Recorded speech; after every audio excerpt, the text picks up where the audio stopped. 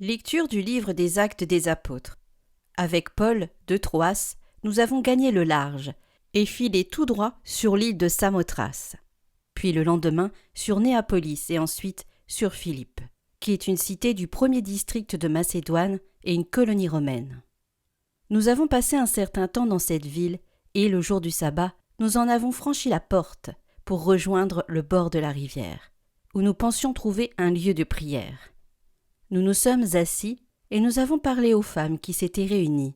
L'une d'elles, nommée Lydie, une négociante en étoffe de pourpre, originaire de la ville de Thyatire, et qui adorait le Dieu unique, écoutait. Le Seigneur lui ouvrit l'esprit pour la rendre attentive à ce que Paul disait. Quand elle fut baptisée, elle et tous les gens de sa maison, elle nous adressa cette invitation.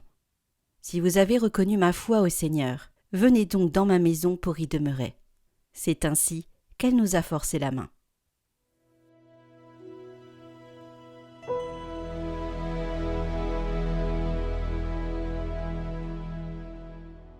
Le Seigneur aime son peuple. Chantez au Seigneur un chant nouveau, louez-le dans l'assemblée de ses fidèles.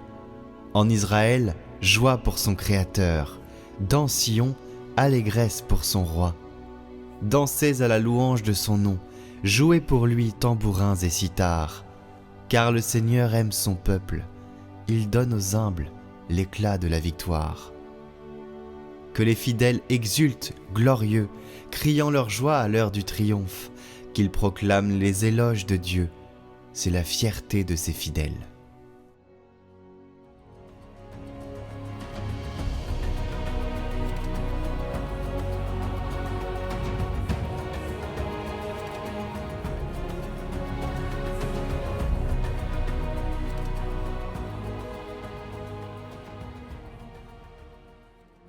Évangile de Jésus-Christ selon saint Jean.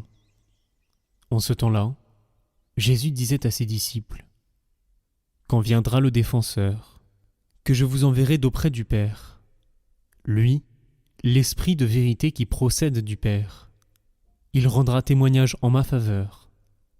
Et vous aussi, vous allez rendre témoignage, car vous êtes avec moi depuis le commencement. Je vous parle ainsi, pour que vous ne soyez pas scandalisés. On vous exclura des assemblées. Bien plus, l'heure vient où tous ceux qui vous tueront s'imagineront qu'ils rendent un culte à Dieu. Ils feront cela, parce qu'ils n'ont connu ni le Père, ni moi. Eh bien, voici pourquoi je vous dis cela. Quand l'heure sera venue, vous vous souviendrez que je vous l'avais dit.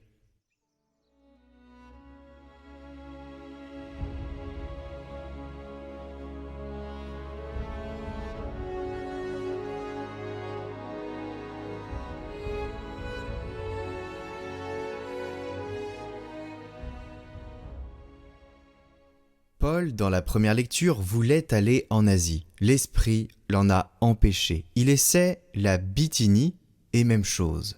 2 portes fermées d'affilée, sans explication, sans justification.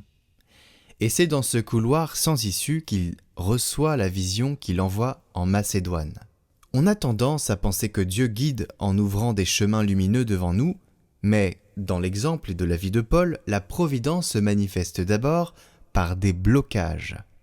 Ce mur que l'on vit parfois dans nos vies, cette opportunité qui s'effondre, cette relation qui ne se fait pas, etc., ce n'est peut-être pas un abandon, c'est peut-être, au contraire, comme dans cet exemple, un chemin d'ouverture vers quelque chose d'autre.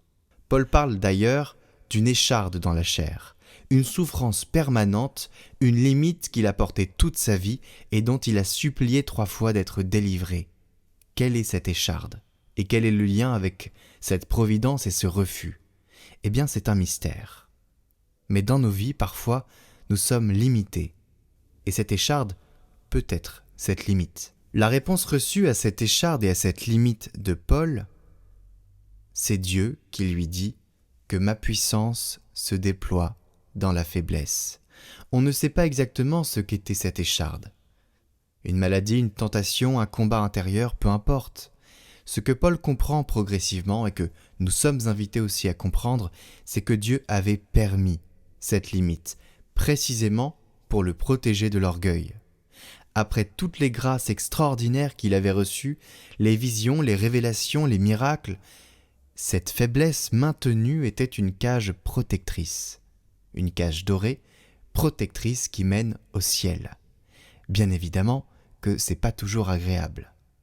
Mais Dieu nous protège puisque nous lui demandons de nous protéger. Dieu ne supprime pas la croix que nous pouvons avoir dans nos vies, il l'habite avec nous. Et c'est à travers elle que la puissance apostolique de Paul restait pure, féconde et humble. Ensuite, dans l'Évangile, Jésus promet le défenseur. Saint Irénée le dit avec une précision particulièrement intéressante. Là où Satan accuse, l'Esprit défend. Satan te dit que tu es perdu, il t'embrume l'esprit, il te fait voir des choses que tu perçois comme étant vraies mais qui sont fausses. Bref, il essaie vraiment de perdre l'âme et il te mène vers des chemins qui ne mènent nulle part et qui se définissent uniquement alors par des échecs. Le regard qu'on a sur nous-mêmes après est complètement défait et on ne peut espérer en rien. C'est là où on s'attache à des choses qui ne sont pas de Dieu. Et l'Esprit, qui est le défenseur, témoigne d'autre chose. Il intervient surtout avant. Et c'est ce qu'on a vu avec la providence divine qui vient contrecarrer les plans qui nous auraient peut-être fait tomber. C'est lui qui ferme la route de l'Asie à Paul. C'est l'Esprit Saint.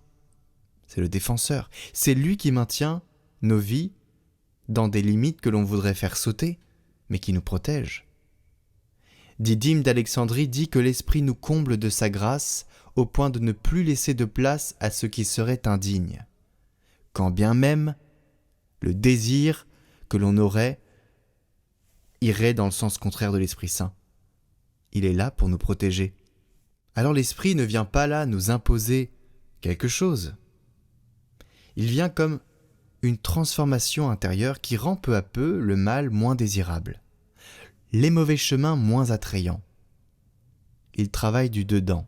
Mais il peut arriver aussi que par des événements extérieurs, puisque la providence le permet, le Seigneur, à travers son esprit, nous ferme des portes.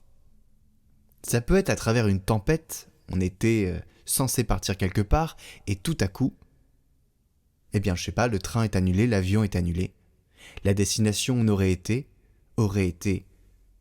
peut-être une destination où on aurait péché, faire un grand péché qui nous aurait détourné de Dieu petit à petit. Et l'Esprit nous protège. Quand on est fidèle, il est toujours présent. Et même quand on n'est pas fidèle d'ailleurs, puisqu'il se souvient, lui, de l'intention de notre cœur quand on le prie. Et si on lui demande avec une intention profonde qu'il nous protège, il le fera. Donc l'Église ne va pas dire « Oh, tel événement, telle tempête a empêché, c'est un miracle ». Elle ne va pas le préciser comme ça. Mais c'est des choses qui arrivent.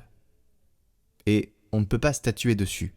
Et Dieu se sert de ce qui se passe dans l'univers. Il ne va pas faire éclater des trucs comme ça. Il ne va pas faire disparaître l'avion, par exemple. Non. Mais il y a des choses qui se passent, qui sont mystérieuses, et que chacun d'entre nous peut témoigner. Peut-être en commentaire, comme ça inspirera certaines personnes. Si vous avez quelques histoires assez courtes, n'hésitez pas à les partager.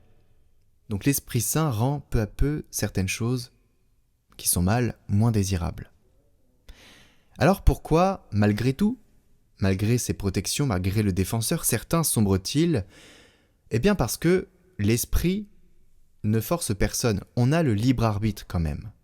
Ces événements se passent dans des conditions particulières et nous avons notre choix. On peut y aller quoi qu'il arrive à cette destination qui nous aurait perdus. Vous voyez ? Mais l'Esprit Saint avertit, il retient, il murmure, il ferme des portes. Voilà l'action. Elle est douce, mais elle est présente. Saint Paul lui-même reste libre. S'il voulait vraiment aller en Asie, il y serait allé, mais il reste docile à l'Esprit Saint. Mais ça, c'est une condition particulière de missionnaire qui reste à l'écoute des choses qui leur arrivent. Il essaie, il discerne, puis il accepte. Voilà le chemin. Et c'est dans cet espace de liberté consentie que la providence peut agir. Quand on refuse cet espace, quand on étouffe méthodiquement cette voix intérieure, année après année, choix après choix, on a toujours le choix de se perdre. Bon, c'est dommage, mais c'est possible. Donc l'Esprit Saint et la volonté divine ne va pas à l'encontre de notre liberté. Donc cette porte, on peut la fermer nous-mêmes, mais la bonne nouvelle, c'est que tant qu'on respire, on peut encore l'ouvrir cette porte. Il n'est jamais trop tard. Donc il suffit d'un tout petit espace d'espérance qui peut être apporté par d'autres personnes, et cette espérance peut être alors source d'ouverture, et comme Paul qui accepte de ne pas comprendre pourquoi l'Asie lui est refusée, et qui repart quand même, ailleurs, en Macédoine, et maintenant nous pourrons y lire, peut-être, parfois, une protection de la providence divine.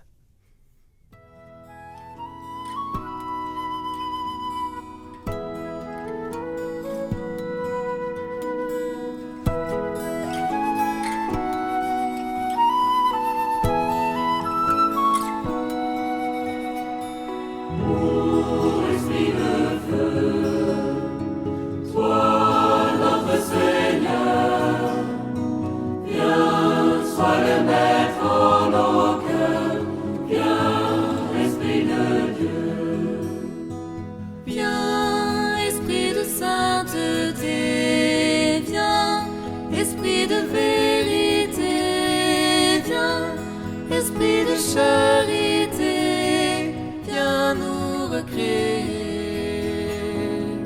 Ô Esprit de feu, notre Seigneur, sois le maître en l'eau,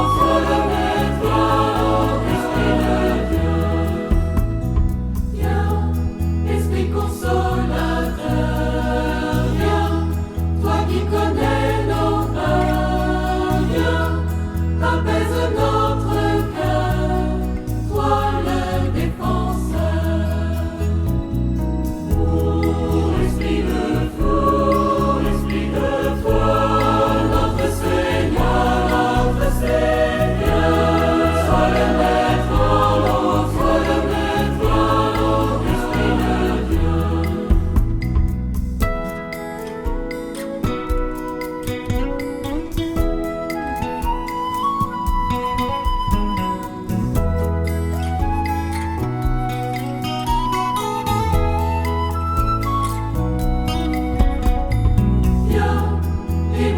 Dans la nuit, viens, réchauffe et purifie, viens,